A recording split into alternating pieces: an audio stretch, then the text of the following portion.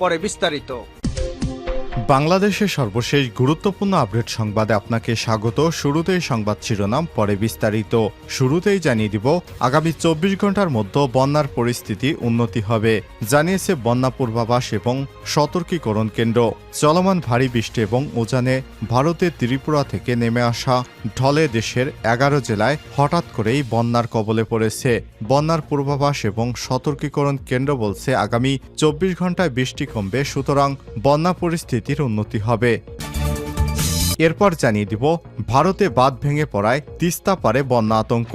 ভারতের সিকিম রাজ্যে পাহাড় ধসে ভেঙে গেছে তিস্তা নদীর উপর নির্মিত জলবিদ্যুৎ প্রকল্পের একটি বাঁধ। ফলে পশ্চিমবঙ্গের গজলডোবা বাঁধে পানির চাপ দ্রুতই বাড়ছে। এতে উজানের ঢল যে কোনো সময় বাংলাদেশে প্রবেশ করে মারাত্মক বন্যা পরিস্থিতি সৃষ্টির সম্ভাবনা রয়েছে। ফলে রংপুরে তিস্তা পাড়ের মানুষ নতুন করে বন্যার আতঙ্কে ভুগছেন। এদিকে পানি উন্নয়ন বোর্ড বলছে, তিস্তার পানি বাড়লেও আপাতত তেমন একটা বন্যার সংখ্যা নেই, কারণ ভারতের যে সিকিম রাজ্যে বাঁধ ভেঙেছে, এরপর বেশ কয়েকটি বাঁধ পেরে তারপর বাংলাদেশে পানি আসবে, সুতরাং এ বিষয়ে কেউ আতঙ্কিত হবেন না। জানিয়ে দিব, মধ্যরাতে সাবিপ্রবি হলে হেলমেটধারীদের মোটরসাইকেল মহড়া, শিক্ষার্থীদের মাঝে আতঙ্ক। এদিকে নারায়ণগঞ্জের সোনারগাঁওয়ে বিএনপির দুই গ্রুপের মধ্যে উত্তেজনা, হামলা ভাঙচুর, আহত 5। জানিয়ে দিব, এবার সেনাবাহিনীর পর বন্যার্তদের সহায়তায় একদিনের বেতন দিল বিজিবি। বন্যার্তদের সহায়তায় একদিনের বেতন দিয়েছে বর্ডার গার্ড বাংলাদেশ। বিজিবির সদস্যরা শুক্রবার 23 আগস্ট সেনাবাহিনীর সব সদস্য একদিনের বেতনের সমপরিমাণ অর্থ প্রদানের উপদেষ্টার ত্রাণ তহবিলে অনুদান হিসেবে জমা দেন। এরপর বিজিবির সদস্যরাও তাদের একদিনের বেতন প্রধান উপদেষ্টার ত্রাণ তহবিলে জমা দিয়েছেন। এবং সর্বশেষ জানিয়ে দিব, বাংলাদেশের কাছে বিদ্যুতের $800 মিলিয়ন পাবে ভারতের আদানি গ্রুপ, জানিয়েছেন বাংলাদেশের গভর্নর আহসান এইচ চৌধুরী। বাংলাদেশের কাছে শেখ হাসিনার আমলের $800 মিলিয়ন পায় ভারতীয় শিল্প গোষ্ঠী আদানি গ্রুপ। গোষ্ঠীটির বিদ্যুৎ উৎপাদন কোম্পানি আদানি পাওয়ার এই অর্থ পায় বলে মার্কিন সম্প্রচার মাধ্যম ব্লুমবার্গকে জানিয়েছে বাংলাদেশের গভর্নর, নবনিযুক্ত গভর্নর আহসান এইচ মনসুর চৌধুরী। গণমাধ্যমটিকে দেয়া এক সাক্ষাৎকারে গভর্নর জানিয়েছেন, মূলত ঝাড়খণ্ডের গোড্ডায় অবস্থিত আদানির কয়লা বিদ্যুৎ কেন্দ্র থেকে বাংলাদেশে যে বিদ্যুৎ পাঠানো হয়, সেই প্রকল্পের অংশ হিসেবে এই অর্থ পায় তারা। তিনি বলেন, আমরা যদি তাদের এই অর্থ পরিশোধ না করি, তারা বিদ্যুৎ সরবরাহ বন্ধ করে দেবে। তবে ব্লুমবার্গের পক্ষ থেকে এ বিষয়ে জানতে চাইলে আদানি গ্রুপের মুখপাত্র কোনো মন্তব্য করতে রাজি হননি। প্রিয় দর্শক, এতক্ষণ শুনছিলেন সংবাদ শিরোনাম, এবারে বিস্তারিত। তবে তার আগে বন্ধুরা, অনুরোধ থাকবে সংবাদটিতে একটি লাইক দিন। এই চ্যানেলে আপনি নতুন হয়ে থাকলে আমাদের সংবাদটি দেখতে দেখতে চ্যানেলটি সাবস্ক্রাইব করে রাখুন, যাতে করে বন্ধুরা আমাদের পরবর্তী লেটেস্ট আপডেট সংবাদগুলো সবার আগে আপনার কাছে পৌঁছে যায়। কমেন্ট করে আপনার মূল্যবান মতামত জানিয়ে দিন বন্ধুরা আপনার এলাকার বন্যার সর্বশেষ পরিস্থিতি। এবারে বিস্তারিত। 24 ঘন্টার মধ্যে পরিস্থিতির উন্নতি, বন্যা পূর্বাভাস এবং সতর্কীকরণ কেন্দ্র।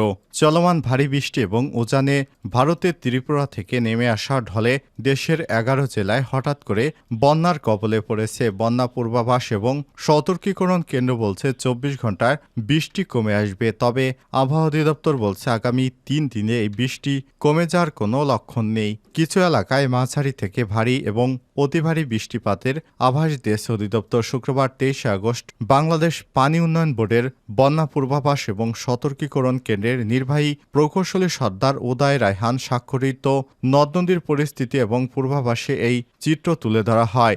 বন্যা পূর্বাভাস এবং সতর্কীকরণ কেন্দ্র বলছে, আগামী 24 ঘন্টায় দেশের দক্ষিণ পূর্বাঞ্চল এবং তৎসংলগ্ন উজানে ভারী বৃষ্টিপাতের সম্ভাবনা নেই। এ সময় এ অঞ্চলে ফেনী এবং কুমিল্লা ও চট্টগ্রামের জেলার মুহুরী, ফেনী, গোমতী, হালদা ইত্যাদি নদীসমূহের সংলগ্ন নিম্নাঞ্চলের বন্যা পরিস্থিতি উন্নতি হতে পারে। দেশের উত্তর পূর্বাঞ্চলের সুরমা, কুশিয়ারা নদীর পানি সমতল স্থিতিশীল আছে, যা আগামী 24 ঘন্টায় কমতে পারে বলেও পূর্বাভাসে বলা হয়েছে।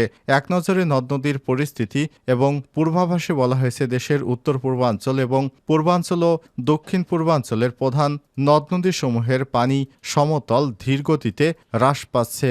বিগত 24 ঘন্টায় পূর্বাঞ্চল কুমিল্লা, ব্রাহ্মণবাড়িয়া এবং ফেনী জেলায় ভারতীয় ত্রিপুরা সীমান্তবর্তী অঞ্চলে এবং ত্রিপুরা প্রদেশের অভ্যন্তরীণ অববাহিকাসমূহে ভারী বৃষ্টিপাত পরিলক্ষিত হয়নি। ফলে উজানে নদ-নদীর পানির সমতলে হ্রাস পাওয়া শুরু হয়েছে। ফলে বর্তমান মৌলভীবাজার, হবিগঞ্জ, ফেনী, কুমিল্লা ও চট্টগ্রাম জেলার নিম্নাঞ্চলে বিদ্যমান বন্যা পরিস্থিতি ধীর গতিতে উন্নতি হচ্ছে। ভারতে বাঁধ ভেঙে পড়ায় তিস্তা পারে বন্যা আতঙ্ক। ভারতের সিকিম রাজ্যে পাহাড় ধসে ভেঙে গেছে তিস্তা নদীর উপর নির্মিত জলবিদ্যুৎ প্রকল্পের একটি বাঁধ। ফলে পশ্চিমবঙ্গের গজলডোবা বাঁধে পানির চাপ দ্রুতই বৃদ্ধি পাচ্ছে। এতে উজানের ঢল যে কোনো সময় বাংলাদেশে প্রবেশ করে মারাত্মক বন্যা পরিস্থিতি সৃষ্টি করতে পারে। ফলে রংপুরে তিস্তা পাড়ের মানুষ নতুন করে বন্যার আশঙ্কা করছে। এদিকে পানি উন্নয়ন বোর্ড পাউবো তিস্তার পানি বাড়লেও আপাতত তেমন আশঙ্কা নেই বলে জানিয়েছে। বৃহস্পতিবার সন্ধ্যা 6টায় ডালিয়া ব্যারেজ পয়েন্টে পানির প্রবাহ ছিল 51.50 সেন্টিমিটার। এই পয়েন্টে বিপদসীমা ধরা হয় 52.15 সেন্টিমিটারে। একই সময় তিস্তার নদীর কাউনিয়া পয়েন্টে পানির প্রবাহ ছিল 28.61 সেন্টিমিটার। এই পয়েন্টের বিপদসীমা 29.30 সেন্টিমিটার। জানা গেছে, ভারতের সিকিমে বাঁধ ভেঙে যায় পশ্চিমবঙ্গের উত্তর মালদার গজলডোবা, বামনগোলা এবং পুরাতন মালদাহে বন্যা পরিস্থিতি তৈরি হয়েছে। গজলডোবা বাঁধের পানি তিস্তার ডালিয়া পয়েন্ট দিয়ে বাংলাদেশে প্রবেশ করছে। এ বিষয়ে রংপুর পানি উন্নয়ন বোর্ড এর নির্বাহী প্রকৌশলী রবিউল ইসলাম জানিয়েছেন, তিস্তার পানি বাড়লেও বন্যা পরিস্থিতি সৃষ্টি নাও হতে পারে। এ ব্যাপারে পানি উন্নয়ন বোর্ড সবসময় সব ধরনের প্রস্তুতি নিয়েছে, সুতরাং আতঙ্কিত না হওয়ার জন্য অনুরোধ করেছেন তিনি। মধ্যরাতে শাবিপ্রবির হলে হেলমেটধারীদের মোটরসাইকেল মহড়া আতঙ্ক।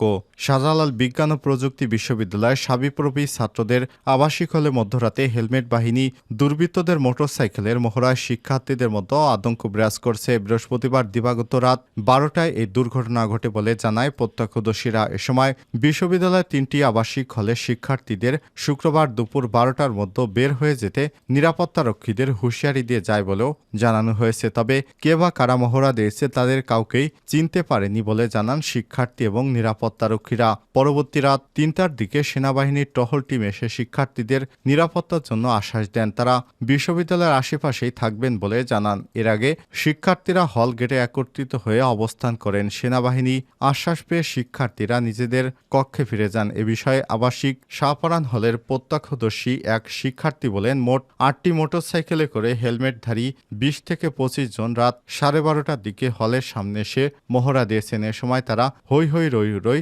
ছাত্রলীগ গেলিকই, অ্যাকশন অ্যাকশন, ডাইরেক্ট অ্যাকশন বলে স্লোগান দিতে থাকে। 3টি হলের সামনেই তারা এই মহড়া দেয়। পরে তারা হলের নিরাপত্তা কর্মীদের বলে গেছে, যারা এখনো হলে আছে তারা যেন হল ছেড়ে দেয়। বিশ্ববিদ্যালয়ের শাহপরান হলের নিরাপত্তা কর্মী আরিফ হোসেন বলেছেন, আমি হল গেটে বসেছিলাম, হঠাৎ করে 8 থেকে 10টি মোটরসাইকেলে 20 থেকে 22 জনের একটি দল আমার সামনে এসে মিছিল দিচ্ছিল।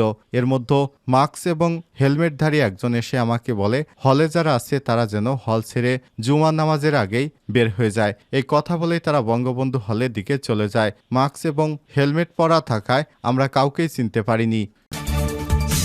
নারায়ণগঞ্জের সোনারগাঁওয়ে বিএনপির 2 গ্রুপের মধ্যে উত্তেজনা, হামলা ভাঙচুর। নারায়ণগঞ্জের সোনারগাঁও উপজেলা কাশপুর কুতুবপুর এলাকায় বিএনপির সভাকে কেন্দ্র করে 2 গ্রুপের মধ্যে উত্তেজনা ছড়িয়ে পড়ে। বৈষম্যবিরোধী ছাত্র আন্দোলনে নিহতদের রুহের মাগফিরাত এবং খালেদা জিয়ার সুস্থতা কামনায় বৃহস্পতিবার সকালে আয়োজিত দোয়া মাহফিল এবং আলোচনা সভায় প্যান্ডেলে হামলা ভাঙচুর এবং লুটপাট চালানো হয়। হামলাকারীরা বিএনপি এবং এর অঙ্গ সংগঠনের নেতাকর্মীদের সাঁটানো ব্যানার, ফেস্টুন ছিঁড়ে ফেলে এবং চেয়ার ভাঙচুর করে।